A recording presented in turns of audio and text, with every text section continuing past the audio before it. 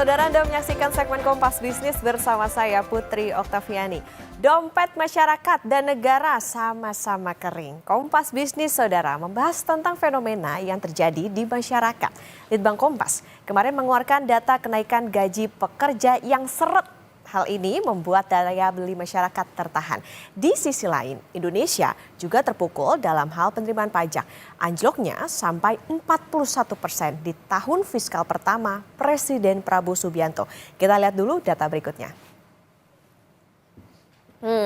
Pertama nih, dalam 25 tahun terakhir Indonesia jatuh dalam deflasi tahunan di bulan Februari. Di Desember 2024, saudara, ini masih inflasi secara tahunan di 1,57%. Januari 0,76% dan Februari minus 0,09%. Kata Badan Pusat Statistik, deflasi ini bukan karena penurunan daya beli, tapi karena pengaruh diskon tarif listrik sampai dengan 50%. Kita dengarkan pernyataan Kepala BPS berikut ini. Komoditas utama penyebab deflasi Februari 2025 adalah komoditas tarif listrik, daging ayam ras, bawang merah, cabai rawit, tomat, dan telur ayam ras. Untuk tarif listrik yang seperti tadi saya sampaikan, karena diskon listrik masih berlangsung di bulan Februari 2025 dan untuk pelanggan pasca bayar merasakan penurunan harga ataupun diskon tarif listrik ini pada bulan Februari untuk pembayaran tagihan listrik Januari 2025. Sementara itu, dengan adanya stabilisasi harga dan juga penyesuaian harga setelah peningkatan harga di beberapa bulan sebelumnya, daging ayam ras, bawang merah, cabai merah, cabai rawit, tomat, dan telur ayam ras mengalami penurunan harga. Sebagai informasi, tingkat deflasi pada tarif listrik adalah sebesar 21,30% dan memberikan andil deflasi sebesar 0,67%. Kalau kata BPS, deflasinya karena diskon tarif listrik, tapi ada data lain yang menarik, saudara. Rasio tabungan masyarakat Indonesia pada Februari jatuh ke level terendah sejak pandemi. Rinciannya saat pandemi atau di April 2021 itu ada di 14,8%. Nah, tahun ini yang diharapkan ekonominya naik, rasio tabungan masyarakat jatuh ke 14,7%. Survei konsumen Bank Indonesia memang bilang di Februari ada kenaikan indeks pembelian barang tahan lama. Rasanya cukup sulit menerima bahwa pembelian meningkat ini karena perbaikan kemampuan masyarakat. Kalau tabungan mereka berkurang. Tidak masyarakat saja yang tidak punya uang, negara juga sedang seret pendapatan. Kita ke data selanjutnya. Nah, ini dari APBN kita yang beredar dan Kompas Bisnis terima, penerimaan pajak di Januari, saudara, atau tepatnya di tahun fiskal pertama Presiden Prabowo Subianto bekerja ternyata jatuh dalam. Januari di tahun lalu penerimaan pajak Indonesia itu di 152,89 triliun rupiah. Januari tahun ini jatuh lebih dari 40% ke 88,89 triliun rupiah. Apa yang terjadi kalau masyarakat dan negara itu sama-sama dompetnya kering? Kompas Bisnis nanti akan tanya ke ekonom. Dan usai jeda, saudara, Kompas Bisnis akan kembali masih dengan ulasan mengenai penurunan daya beli masyarakat hingga berlanjutnya fenomena makan tabungan dan dampaknya ke dompet negara. Bersama ekonom Universitas Indonesia, Fitra Faisal.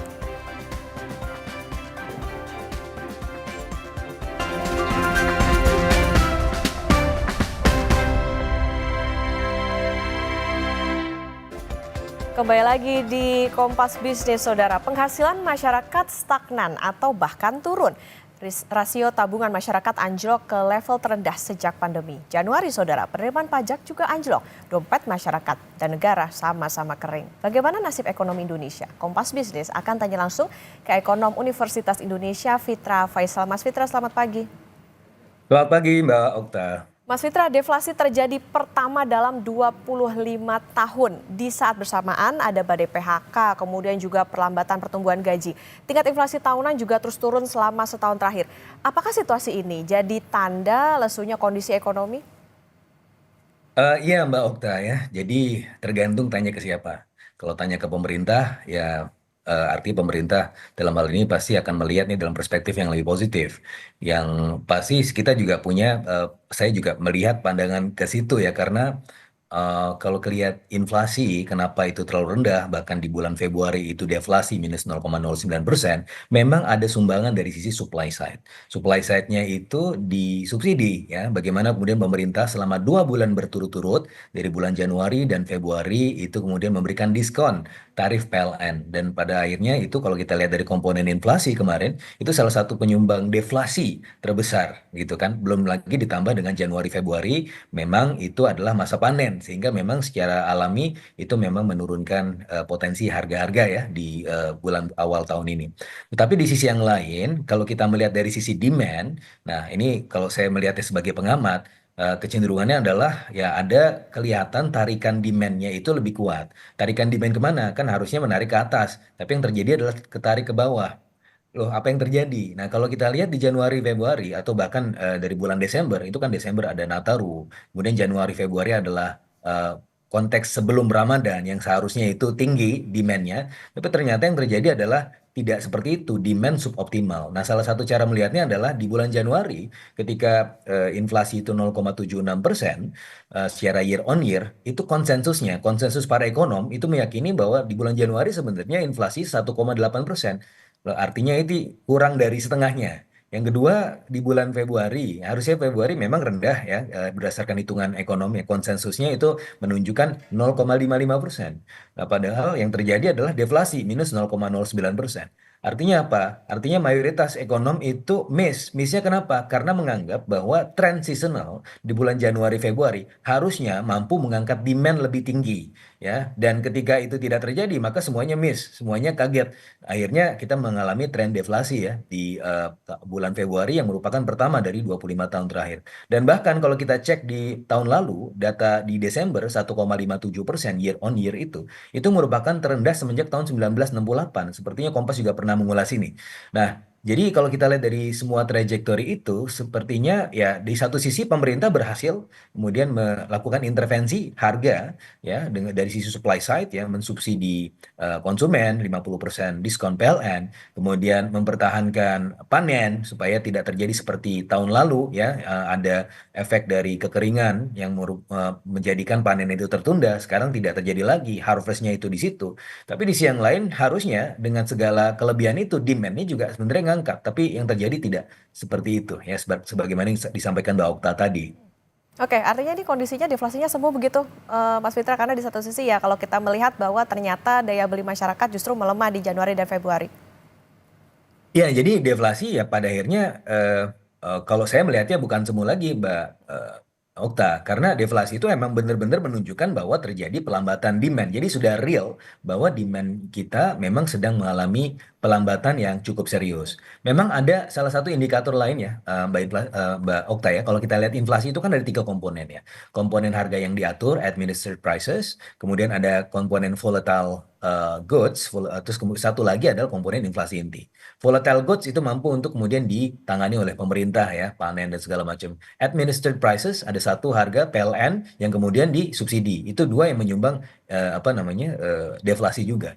Tapi di sisi yang lain kalau kita lihat dari core inflation, nah ini core inflation atau inflasi inti biasanya ini sebagai salah satu ukuran daya beli yang sebenar-benarnya. Nah, kalau untuk inflasi inti sebenarnya itu 2,48%, Mbak Okta. Artinya kalau dari sisi ini kelihatannya bahwa ya daya beli kita sebenarnya tidak tertekan gitu kan. Cuma memang ada caveatnya. Cara melihatnya adalah di saat sebelum pandemi ya, antara tahun 2016 sampai tahun 2019 itu core inflation, inflasi inti 3,11% secara rata-rata kalau kita rata-ratakan di tahun itu. Setelah pandemi itu rata-rata inflasi inti 2,14%. Artinya apa? Memang sebenarnya dari sisi core inflation pun itu sudah menunjukkan gejala pelambatan yang cukup serius begitu kan. Meskipun kalau kita lihat sekarang trennya memang agak membaik ya dari sebelumnya core inflation meningkat terus, tapi sebenarnya kalau dibandingkan dengan 5 tahun yang ke belakang ini sebenarnya trajektorinya turun. Ditambah lagi Mbak Okta, ini salah satu hal yang mungkin menarik ya. Angka inflasi inti itu salah satunya juga dipicu oleh emas. Harga emas sekarang kan meningkat. Meningkatnya karena apa? Pertama, karena global economic condition yang tidak menentu, maka faktor risiko meningkat, permintaan emas dunia itu meningkat juga ya. China, Rusia juga kemudian membeli emas sebagai cara untuk retaliasi terhadap Amerika Serikat Oke. mempertahankan diri. Yang kedua adalah orang-orang kaya Indonesia itu sebenarnya melakukan aktivitas lindung nilai, lindung risiko di jangka pendek dengan membeli emas. Jadi sepertinya kalau itu tidak betul-betul menunjukkan daya beli. Sehingga kalau kita keluarkan emasnya di angka inflasi inti pun itu juga rendah. Nah, dengan segala indikator-indikator itu plus juga ditambah dengan kalau kita lihat kecenderungan ini ya, mobil mobil berkendaraan Ya, empat, baik. roda empat itu turun penjualannya. Tapi di sisi yang lain Oke. angka motor naik. Kenapa? Karena orang itu down trading middle class-nya. Turun membeli yang lebih rendah. Oke, tadi kondisinya demand-nya turun dan di saat yang sama Mas Fitra rasio tabungan masyarakat bulan Februari justru juga anjlok ke level terendah sejak 2021 hingga di bawah 15%. Ini apa sebetulnya artinya? Fenomena makan tabungan akan berlanjutkah? Apa konsekuensinya dari berlanjutnya fenomena makan tabungan itu? Iya, makan tabungan, ya kalau kita lihat di tahun 2019 ya, Mbak Okta ya, kalau kita lihat kan 98,8% rata-rata orang Indonesia itu tabungannya di bawah 100 juta. Nah dari yang 100 di bawah 100 juta itu, mayoritas itu mengalami penurunan dari sebelumnya 3 juta ya di tahun 2019 menjadi 1,8 juta di bulan Desember, bahkan sampai bulan Februari itu turun lagi menurut datanya Kompas. Nah, apakah fenomena ini akan terus berlanjut? Ya masih kalau misalnya struktur middle class kita belum betul-betul meningkat. Karena sebagaimana yang kita lihat bahwa demand secara struktural terhambat dengan anjloknya middle class. 2019 jumlah middle class kita 57,3 juta. 2024 akhir itu jumlahnya tinggal 47,8 juta. Anjlok 9,5 juta orang. Dan oleh karenanya kita bahkan melihat bahwa tekanan ini masih akan terus berlanjut. Kecuali memang pemerintah dalam hal ini bisa mempush lebih tinggi lagi. Nah, salah satu hal yang bisa kita pelajari di tahun lalu, di tahun 2024 di kuartal 1, ketika tumbuh 5,11%, pushing spending itu dari sisi ke sektor konsumsi ya secara umum ya. Nah, ini yang bisa kita harapkan juga terjadi di awal tahun ini. Cuma masalahnya kan dari sisi revenue ya, Mbak Okta tadi juga sudah menyampaikan, revenue kita juga sekarang anjlok. Kenapa? Karena permasalahan Cortex kemarin itu menjadikan dari revenue side ada sedikit penundaan ya. Jadi sehingga pada akhirnya kemampuan spendingnya juga terbatas gitu kan. Nah, kalau misalnya pemerintah mau menggesa di awal tahun ini, mungkin defisit di kuartal 1 bisa jadi lebih besar lagi karena potensi penerimaannya bisa terhambat gitu. Nah, itu beberapa dinamika mungkin yang perlu kita perhatikan juga di kuartal pertama ini terutama. Oke, nah di saat yang bersamaan juga Mas Fitra, ini kan dompet masyarakat kering, daya beli masyarakatnya melemah tadi dikatakan. Sementara konsumsi rumah tangga kan tentu jadi andil tertinggi dalam komponen pertumbuhan ekonomi. Di satu sisi juga penerimaan pajak anjlok 41% di Januari. Kondisi ini apakah mungkin pemerintah bisa capai target pertumbuhan ekonomi dan juga gimana nanti efeknya ke penerimaan negara? Iya, jadi kalau tahun lalu itu kalau kita lihat ya pertumbuhan ekonomi kita 5,03%, tapi pertumbuhan dari sektor konsumsi cuma 4,94% gitu kan. Berarti kita di drag down dari konsumsi yang memang secara natural itu sumbangannya paling tinggi. Nah, bagaimana di tahun ini? Nah, tahun ini tergantung salah satunya adalah dari sisi pemerintah juga bagaimana mempushnya. Tahun lalu pengeluaran pemerintah itu tinggi sekali dari sisi growth ya, 6,6%. Nah, mudah-mudahan pemerintah dalam hal ini tidak lantas kemudian melakukan rem mendadak ya. Karena kalau menurut Inpres 1 2025 kemarin, efisiensi itu kan artinya mengubah alokasi anggaran dari yang sebelumnya tidak produktif menjadi yang lebih produktif. Nah, mudah-mudahan ini kalau misalnya anggaran dialihkan ke tempat yang lebih produktif, dampak pengganda ekonomi lebih tinggi, terutama dalam hal ini sektor konsumsi, mudah-mudahan bisa kemudian menggenjot pertumbuhan ekonomi kita di kuartal pertama setidak-tidaknya, dan baru kemudian kita bisa melihat di kuartal-kuartal berikutnya. Oke, artinya ini juga butuh bagaimana peran pemerintah kalau tadi anggarannya bisa dialihkan ke yang lebih produktif, terutama ini diharapkan tidak lagi menambah beban masyarakat karena tadi dikatakan di mana turun, tapi di satu sisi kok ternyata posisinya tabungan masyarakat juga ikut turun. Ini yang diharapkan, jangan sampai masyarakat banyak-banyak tabungan lagi untuk bisa bertahan. Terima kasih Ekonom Universitas Indonesia Fitra Faisal sudah bersama di Kompas Bisnis. Sehat selalu Mas Fitra. Sama-sama.